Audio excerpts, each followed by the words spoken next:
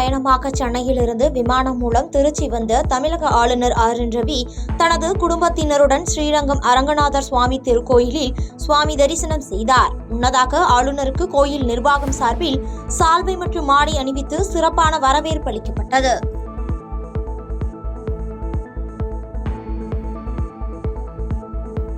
நாமக்கல் மாவட்டம் குமாரபாளையத்தில் செயல்படும் தனியார் நர்சிங் கல்லூரி நிர்வாக நுழைவு வாயில் முன்பு அமர்ந்து அனைத்திந்திய மாணவர் சங்கத்தினர் போராட்டத்தில் ஈடுபட்டதால் பரபரப்பு ஏற்பட்டது.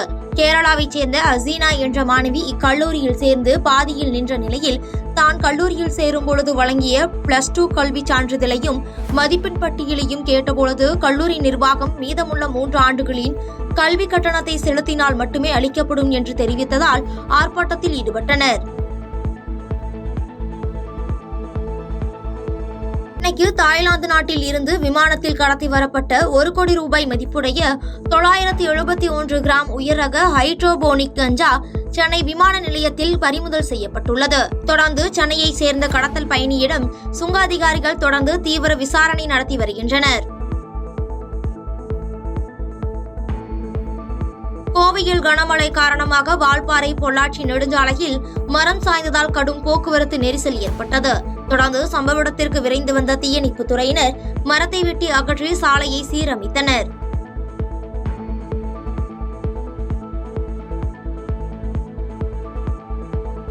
மதுரை மாவட்டம் அலங்காநல்லூர் அருகே உள்ள முடுவார்பட்டி மற்றும் தேவசேரி கிராமங்களில் நடைபெற்ற உழவரை தேடி வேளாண் உழவர் நலத்துறை திட்ட துவக்க விழாவில் சோழவந்தான் சட்டமன்ற உறுப்பினர் வெங்கடேசன் கலந்து கொண்டு விவசாயிகளுக்கு விதைப்பை மற்றும் மரக்கன்றுகளை வழங்கினார். தொடர்ந்து கிராம நிர்வாக அலுவலர் மற்றும் வருவாய் ஆய்வாளர் இந்நிகழ்வில் கலந்து கொள்ளாதது குறித்து கேட்டு கடிந்து கொண்டார்.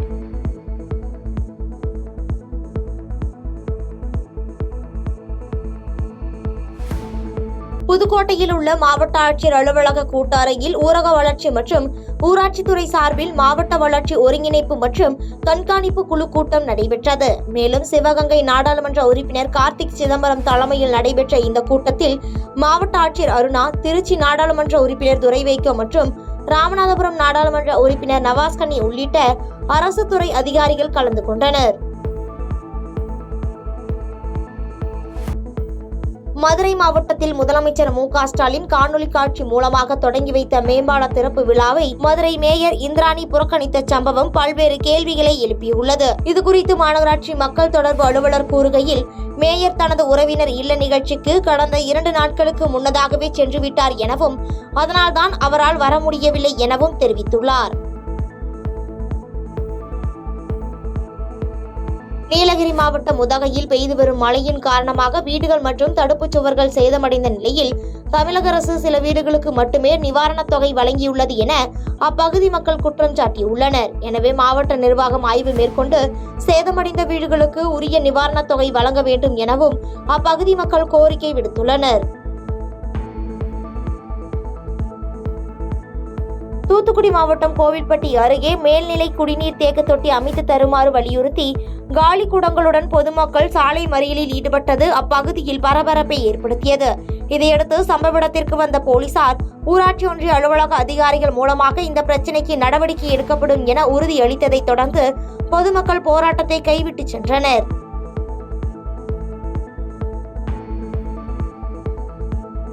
திருவண்ணாமலை மாவட்டம் ஆரணி அருகே பணத்தை சரிசமமாக பிரித்துக் கொள்வதில் இரு தரப்பினர் இடையே மோதல் ஏற்பட்ட சம்பவம் அப்பகுதியில் பரபரப்பை ஏற்படுத்தியுள்ளது.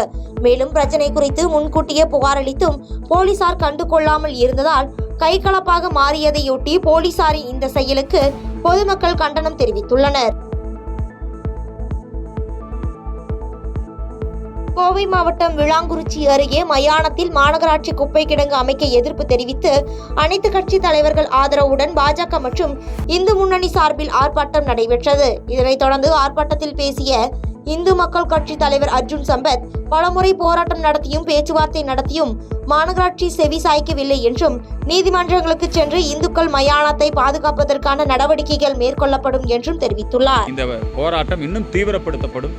நீதிமன்றத்திலும் சட்டபூர்வமான வழிமுறைகளிலும் நம்முடைய இந்த இந்துக்கள் மயானத்தை பாதுகாப்பதற்குண்டான நடவடிக்கை மேற்கொள்ளப்படும். செய்திகளை உடனுக்குடன் தெரிந்து கொள்ள கீழ்கண்ட கேபிள் மற்றும் டிடிஎச் நெட்வொர்க்குகளில் எம் நாடு செய்தி தொலைக்காட்சியை காணுங்கள். பாதகம் செய்பவரை கண்டால் நாம் பயம் கொள்ளலாகாது பாப்பா.